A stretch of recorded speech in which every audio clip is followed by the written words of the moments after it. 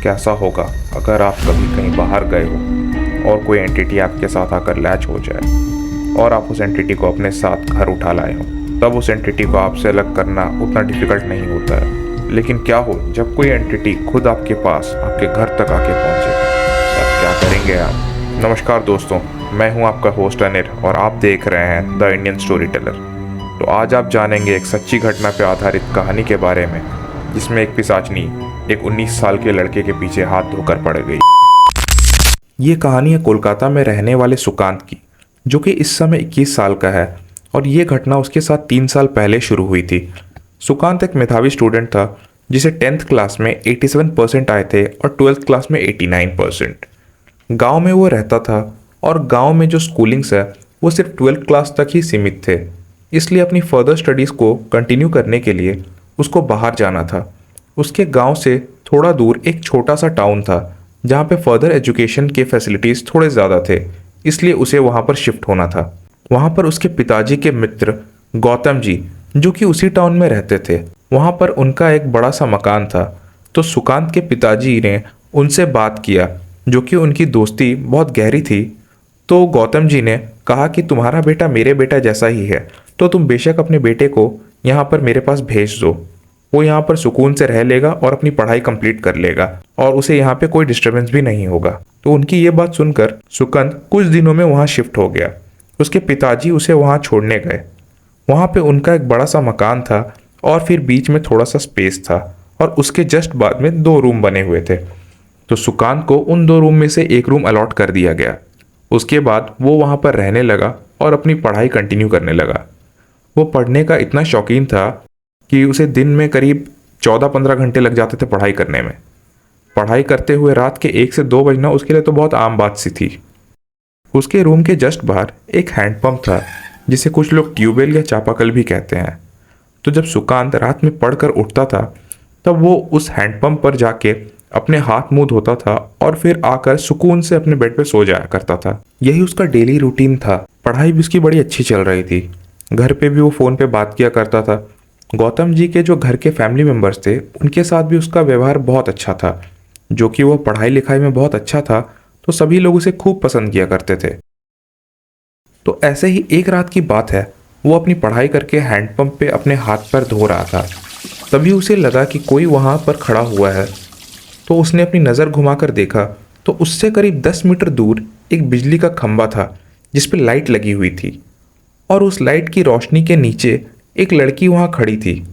उस लड़की का चेहरा क्लियरली दिखाई नहीं दे रहा था, क्योंकि लाइट की रोशनी जहाँ पड़ रही थी वो ठीक उसके जस्ट थोड़ा पीछे खड़ी थी और वो लड़की इसे ही देख रही थी। तो वो एकदम से घबरा गया, लेकिन फिर उसे लगा कि शायद घर का ही कोई मेंबर हो, तो वो चुपचाप अपने रूम पे जाकर सो गया। वो आराम से सुबह उठा, फिर अपना जो डेली का रूटीन है वो किया और उसने रात की बात पर उतना ध्यान नहीं दिया था।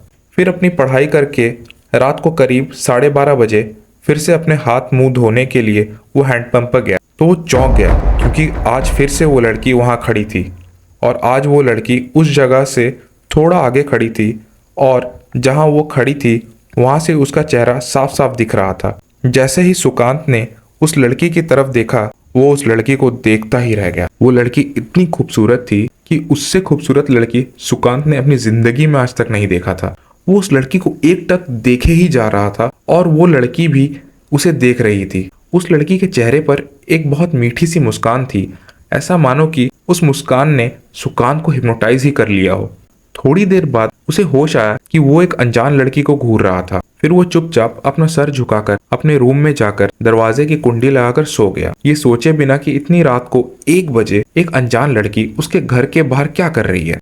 वो जाके लेट तो गया, पर उस लड़की ने उसकी नींद उड़ा रखी थी। वो उस लड़की के ख्यालों में ही खोया हुआ था। वो उस लड़की के बारे में ही सोचे जा रहा था कि ये लड़की है कौन और ये कहाँ से आई है, ये इतनी रात को कर क्या रही है और ये आती क्यों है।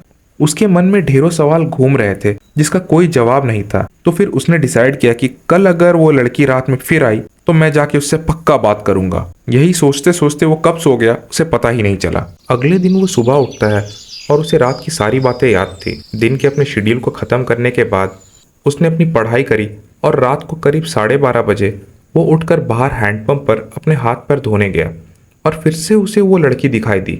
लेकिन आज वो लड़की पिछली जगह से और ज़्यादा नज़दीक आकर खड़ी थी।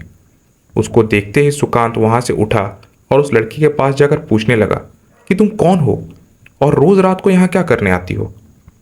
उस लड़की ने अपनी प्यारी सी आवाज़ में कहा कि मैं तो तुमसे मिलने आती हूँ क्योंकि तुम मुझे बहुत पसंद हो। उसकी बातें सुनकर सुकांत समझ नहीं पाया कि कैसे रिएक्ट करे। एक तरफ वो बहुत शॉक था तो दूसरी तरफ बहुत खुश भी। फिर सुकांत ने उससे पूछा कि लेकिन इतनी रात में तुम्हें यहाँ आने कौन देता है। तो उसने बोला मेरे घर वाले मुझे घर से निकलने नहीं देते, तो मैं उनसे चोरी छुपे रात को बाहर निकलती हूँ। ये बात सुन के सुकांत के मन में तो लड्डू सा फूट गया। तो सुकांत उसके पास जाकर बातचीत करने लग गया। थोड़ी देर वार्तालाप करने के बाद वो लड़की उससे कहती है कि मेरे पैर में बहुत दर्द हो रहा है, तो चलो तुम्हारे रूम पे जाकर बात करते हैं। और इतना कहकर वो लड़की उसके रूम पे चली गई। सुकांत ने चारों तरफ देखा कि आसपास कोई नहीं है, तो वो भी अपने रूम पे चला गया। थोड़ी देर में सुकांत उससे ऐसे घुल मिल गया मानो कि दोनों एक दूसरे को बहुत पहले से जानते हो।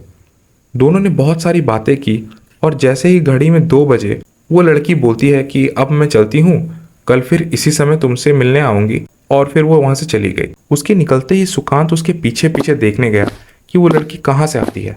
लेकिन जैसे ही वो गेट से बाहर निकलता है और उसने देखा कि वहां पे कोई नहीं है, मानो वो लड़की गायब हो गई हो। उसने चारों तरफ देखा क्योंकि उसके रूम से उसके मेन गेट की दूरी अच्छी खासी है, तो कोई भी इतना जल्दी वहां से नहीं जा सकता है। उसके दिमाग में आया कि रात में चोरी छुपे आ रही है, तो हो सकता है ज़रूर कोई शॉर्टकट होगा जिससे वो निकल जाती होगी, और शायद जितनी देर में वो आया उतनी देर में शायद वो चली गई होगी। फिर सुकांत भी सोने चला गया और सोते सोते ये सोचने लगा कि इतनी सुंदर लड़की उसकी दोस्त बन जाएगी, वो भी बिना कुछ बोले। ऐसा उसने कभी नहीं सोचा था। बट उसको एक ही बात समझ नहीं आती थी, वो लड़की रात को ही क्यों आती थी, दिन में क्यों नहीं। लेकिन जैसा उस लड़की ने समझाया कि उसके घर वाले उसे बाहर नहीं जाने देते, तो शायद इसलिए वो रात को आती होगी ताकि उसके घर वालों को पता ना चले। और ये सिलसिला यहीं शुरू हो गया। अब वो लड़की हर दिन सुकांत के रूम में आया करती थी। वो लोग बहुत सारी बातें करते। 12 से 2 बजे तक वो वहाँ रहती थी। सुकांत और उस लड़की के बीच बहुत ज़्यादा नज़दीकियाँ बढ़ चुकी थी। अब सुकांत उससे बहुत ज़्यादा अट्रैक्ट होने लगा था। अब उसका मन पढ़ाई में नहीं लगता। वो अब हर वक्त उस लड़की के बारे सोचा करता। अब वो हर दिन रात के 12 बजने का इंतज़ार किया करता कि कब वो लड़की आएगी और कब ये दोनों साथ मिलकर वक्त गुजारेंगे। वो लड़की हमेशा की तरह रात में 12 से 2 बजे तक रुकती और सुकांत बार बार उससे ये पूछने की कोशिश करता कि वो कहाँ से आती है और वो दिन में क्यों नहीं मिल सकती। लेकिन वो लड़की हर बार ये कहकर टाल दिया करती थी कि जब सही समय आएगा मैं तुम्हें सब बता दूंगी। सुकांत को भी अब इस बात से कोई फर्क नहीं पड़ता था क्योंकि वो अब उससे बहुत प्यार करने लगा था। वो उससे हर दिन मिलने आती थी और वो समय सुकांत के लिए पूरे दिन का सबसे बेस्ट पार्ट हुआ करता था। ऐसे ही देखते देखते 1 महीना पार हो चुका था और उसका पढ़ाई से माइंड बिल्कुल डिस्टर्ब हो चुका था। वो बिल्कुल नहीं पढ़ता लिखता था, पूरे दिन बस सोता था और उस लड़की के ख्यालों में खोया रहता था। और इसी के साथ उसका हेल्थ भी डिग्रेड होना शुरू हो गया था। 1 महीने के अंदर उसके बॉडी से 20 किलो वेट कम हो चुका था, मानो कि वो लड़की उसे अंदर ही अंदर खाकर खोखला कर रही हो। खाना पीना, उसका किसी चीजों में ध्यान नहीं रहता था। रात में जागता, दिन में सोता, सारी चीजें उल्टा करता। एक दिन वो बैठे बैठे सोच रहा था कि यार मैं क्या बन गया हूँ। जब से ये लड़की आई है तब से पता नहीं मैं पतला होता जा रहा हूँ। ऐसा लग रहा है जैसे सिर्फ रात के 12 से 2 बजे के बीच ही मेरे अंदर एनर्जी रहती है और बाकी समय मेरी बॉडी से एनर्जी ड्रेन हो गया हो। सुकांत एक पढ़ाई का शौकीन इंसान था, तो वो थोड़ा अफसोस सा फील कर रहा था इन सब चीज़ों से। तो उसने डिसाइड किया कि अब मैं फिर से अपने पढ़ाई पे ध्यान दूंगा, अपनी हेल्थ पे भी काम करना है, तो अब से उस लड़की से मिलना बंद करना होगा। तो आज उसने डिसाइड किया कि आज वो 12 बजे से पहले ही सो जाएगा और तब वो गेट बंद हो जाएगी तो वो लड़की नहीं आ पाएगी।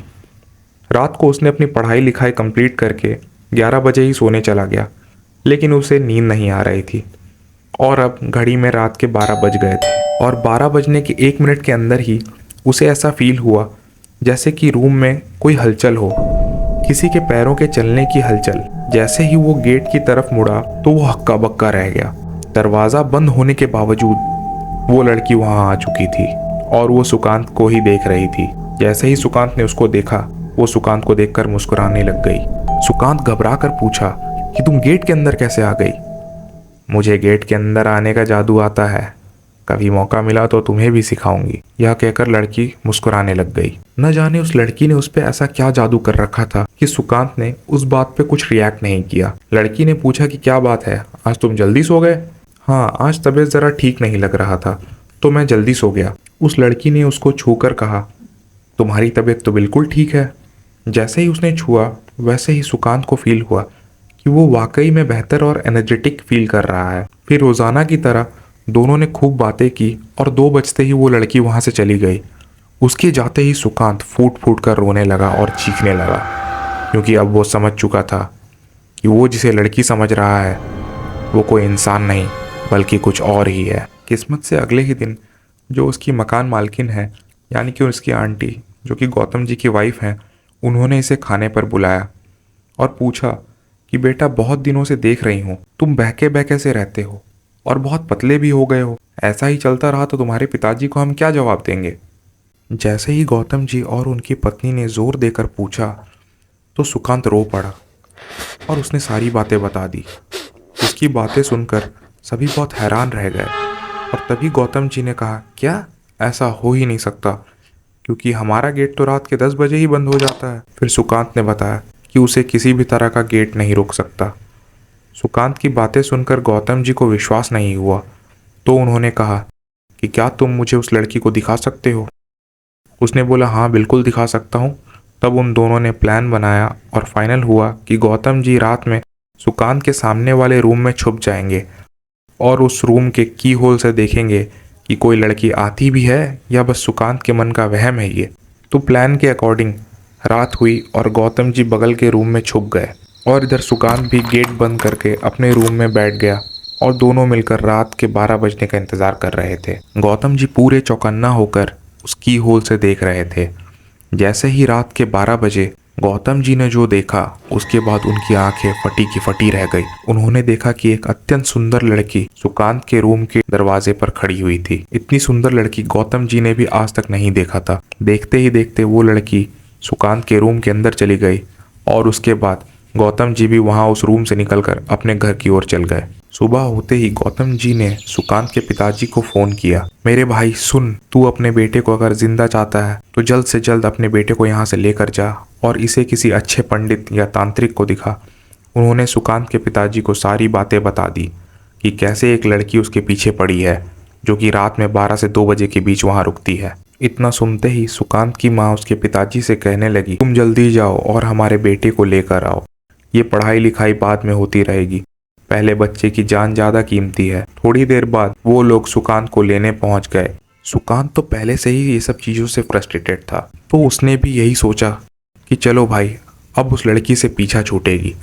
तो उसने अपना सामान वगैरह सब पैक करके अपने माँ पिताजी के साथ चल दिया। अब सुकांत बड़े ही सुकून से था कि अब कुछ दिन आराम से घर पे रहूँगा, उसके बाद वापस जाऊँगा तो वो लड़की भी मुझे भूल जाएगी और फिर मेरे पास नहीं आएगी। फिर वो बढ़िया मस्त अपने घर वालों के साथ खाना खाया और सो गया। रात में अचानक उसे ऐसा लगा कि जैसे वो किसी की गोद में सो रहा है और कोई उसके बालों को सहला रहा है। उसने अपनी आंखें खोली और वो दंग रह गया, क्योंकि ये वही लड़की थी और वो उसके सर के पास बैठकर मुस्कुरा रही थी। इससे पहले कि सुकांत कुछ कहता, उस लड़की ने बोलना शुरू कर दिया, तुम्हें क्या लगता है तुम मुझसे अलग हो जाओगे? और ये सब इसलिए कर रहे हो तुम? क्या तुम अब भी नहीं समझ पाए कि मैं कौन हूँ? तुम्हें मुझसे कोई अलग नहीं कर सकता, और अगर कोई अलग करने की कोशिश करेगा तो मैं उसे जिंदा से मुर्दा बनाने में एक पल भी ज़ाया नहीं करूँगी।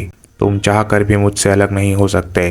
तुम्हें मुझसे कोई खतरा नहीं है, लेकिन कोई हमारे बीच आएगा तो वो अपनी जान से हाथ धो बैठेगा। इतना कहकर वो वहां से गायब हो गई। उसके जाते ही सुकांत बहुत तेज चिल्लाया। उसकी आवाज सुनकर घर वाले सभी उठ गए। पूछने पर पता चला कि वो लड़की यहाँ तक भी आ पहुंची है। उसकी माँ का रो रो कर बुरा हाल। पूरी रात घर पे कोई नहीं सोया और सुबह होते ही ये बात पूरे गांव में बीमारी की तरह फैल चुकी थी कि सुकांत का एक चुड़ैल के साथ अफेयर है, और वो चुड़ैल शहर से उसका पीछा करते हुए यहाँ तक भी आ पहुंची है। गांव के कुछ लोगों ने सुकांत के पिताजी को बताया कि उनके गांव से 2 गांव की दूरी पे एक नथुआ नामक गांव है, जहां एक तांत्रिक बाबा रहते हैं जिन्हें इन सब का बहुत ज्ञान है। फिर क्या था, सारे गांव वाले इसके परिवार को लेकर उन बाबा के पास पहुंचे और उन्हें अपनी समस्या बताई।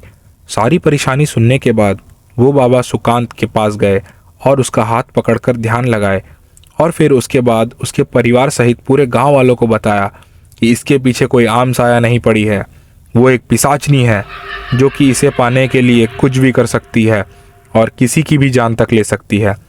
सभी गांव वाले ये सुनकर बहुत डर गए। इतने में सुकांत के पिताजी ने पूछा, महाराज जी, मेरे बेटे को इससे बचाने का कोई उपाय तो होगा। हम बहुत दूर से आए हैं ये उम्मीद लेकर कि आप हमारी सहायता करेंगे। केवल एक ही तरीका है और उसमें तुम्हारे बेटे की प्राण तक जा सकती है। तुम्हारी इजाज़त होगी तो मैं आगे का कार्य करूँगा। तुम लोग अच्छे से सोच लो, उसके बाद मुझे बता देना। सभी लोग परेशान हो रहे थे कि तभी सुकांत उठकर बोलता है, बाबा जी, आपको जो करना है आप कीजिए। मैं तो वैसे भी तिल तिल कर मर ही रहा हूँ। मैं इस काम के लिए तैयार हूँ। मरना होगा तो एक ही बार में मर जाऊँगा या फिर जिंदगी भर के लिए मेरा इस पिशाचिनी से पीछा छूट जाएगा। उसकी बातें सुनकर सभी उसकी हिम्मत की वाहवाही करने लगे, लेकिन उन लोगों को नहीं पता था कि बेचारा सुकांत किस बला को झेल रहा है। जहां शुरुआत में उसको उस लड़की से मिलने में बहुत मजा आ रहा था, वही अब उसके मौत का कारण बन सकती थी। वो बस अब उस पिशाचनी को अपनी जिंदगी से बाहर निकाल फेंक देना चाहता था। बाबा जी ने कहा कि अब तो शाम हो चुकी है, तो आगे का काम हम लोग वहीं जाकर करेंगे जहाँ पर ये सब कुछ शुरू हुआ था। फिर सारे लोग गाँव लौट आए और सुबह होने का इंतजार करने लगे। समय बीतता गया, अब घड़ी में बज गए थे 12 और सुकांत उस लड़की का इंतजार करते हुए दरवाजे की तरफ देख रहा था। तभी वो लड़की अचानक आई और सुकांत के पास आकर बैठ गई। सुकांत डर से सहमा हुआ था कि कहीं उस लड़की को ये ना पता चल जाए कि सुकांत को अब उसके बारे में सब कुछ पता चल चुका है कि वो एक पिशाचनी है। सुकांत ने बिना उसे शक करवाए बहुत नॉर्मली उससे बातें की और 2 बजते ही वो वहां से चली गई। उसके जाते ही सुकांत ने सबको उठाया और सारी बात बताई। रात गुजर गई। सुबह होते ही वो सब लोग बाबा के साथ गौतम जी के घर पहुंचे जहाँ सुकांत रहा करता था। बाबा जी ने गौतम जी को सारी बातें बताई और कहा कि उनकी मदद लगेगी, और गौतम जी ने भी कह दिया कि उनसे जो बन पड़ेगा वो करेंगे वो। फिर बाबा ने गौतम जी से कहा कि आप इस कमरे को फूलों से सजा दो, मानो जैसे कि एक विवाहित जोड़े का सुहागरात हो। इतना सुनते ही गौतम जी अपने काम पे लग गए। करीबन रात के 11 बजे बाबा जी सुकांत को लेकर उस कमरे में गए और उसे अच्छे से बताया कि उसे क्या करना है, और जाते जाते उसे यह कह गए कि बालक, अब तुम्हारा जीवन तुम्हारे हाथों में है। एक छोटी सी गलती की बहुत बड़ी कीमत चुकानी पड़ सकती है तुम्हें और तुम्हारे परिवार को, तो अपना ध्यान रखना और जैसा मैंने समझाया तुम ठीक वैसा ही करना। अब घड़ी में 12 बज गए थे और तभी उसके कमरे का गेट खुला और वो लड़की अंदर आ गई। तुम आज फिर से आ गई? कमरे का हाल देखकर वो लड़की सुकांत से कुछ और ही एक्सपेक्ट कर रही थी, लेकिन सुकांत के इस क्वेश्चन ने उसको झटका सा दे दिया था और उस लड़की के मुंह से हंसी गायब सी हो गई थी। उसने पूछा, फिर से आ गई मतलब? सुकांत ने कहा कि अभी तो तुम थोड़ी देर पहले ही मुझसे मिलकर गई हो और अब तुम दोबारा मेरे पास आ गई, ये तो बड़ी अच्छी बात है। इतना सुनते ही वो घबराते हुए बोली कि पागल हो गए हो क्या? मैं तो पहली बार ही आई हूँ। चुपचाप बताओ कि मुझसे पहले कौन आया था? तुम ही तो आई थी। फिर उस लड़की ने गुस्से से बोला, तुम जानते हो मैं दोबारा नहीं आ सकती। तुम मुझसे मजाक कर रहे हो क्या? मैं तुमसे मजाक क्यों करूँगा? तुम खुद देखो, ये ड्राइंग्स तुमने बनाया और ये बिस्तर भी तो तुमने ही सजाया है। इतना सुनते ही वो लड़की पूरा गुस्से से उबलने लगी और बोली कि जरूर यहाँ कोई और मेरा रूप धारण कर आई है। फिर सुकांत एक्टिंग करते हुए कहने लगा, मुझे कोई और नहीं चाहिए। इतना सुनते ही वो लड़की कह पड़ी, तुम चिंता मत करो, वो जो भी कोई है मैं उसे ठिकाने लगा दूंगी, बस तुम्हें मेरा एक काम करना होगा। सुकांत सोच में पड़ गया, ये भी कोई पूछने की बात है? मुझे तुम पे पूरा भरोसा है। बाकी तुम बताओ क्या काम करना होगा? तुम्हें मेरे साथ चलकर एक पौधा लाना होगा। अब सुकांत समझ गया था कि जिंदगी की असली परीक्षा तो अब शुरू होने वाली है, क्योंकि अब उसे उसके साथ चलकर जाना था। सुकांत सोच में पड़ा था।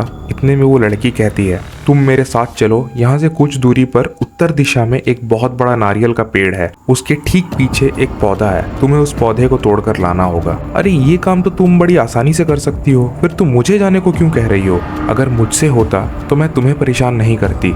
उस पौधे को छूना तो दूर, मैं उसके आसपास भी नहीं भटक सकती। ये काम तुम्हें ही करना होगा। मैं तुम्हें उस पौधे तक लेकर चलती हूँ, लेकिन याद रहे लौटते वक्त तुम्हें अकेले ही आना होगा, क्योंकि मैं तुम्हारे आसपास भी नहीं आ पाऊंगी। इतना कहकर वो दोनों साथ में निकले। उसने सुकांत का हाथ जोर से पकड़ा हुआ था, क्योंकि सुकांत बहुत कमज़ोर हो गया था। वो ठीक से चल भी नहीं पा रहा था। करीब 4-5 किलोमीटर चलने के बाद उन्हें एक नारियल का पेड़ दिखा। उसे देखकर सुकांत बहुत ही आश्चर्यचकित हो गया। उसने इतना बड़ा नारियल का पेड़ अपनी जिंदगी में आज तक नहीं देखा था। जैसा कि उस लड़की ने बताया था, उस नारियल पेड़ के ठीक पीछे वो पौधा है। जैसे ही उसने उस पौधे को हाथ में उठाया तो देखा कि वो लड़की गायब हो चुकी थी।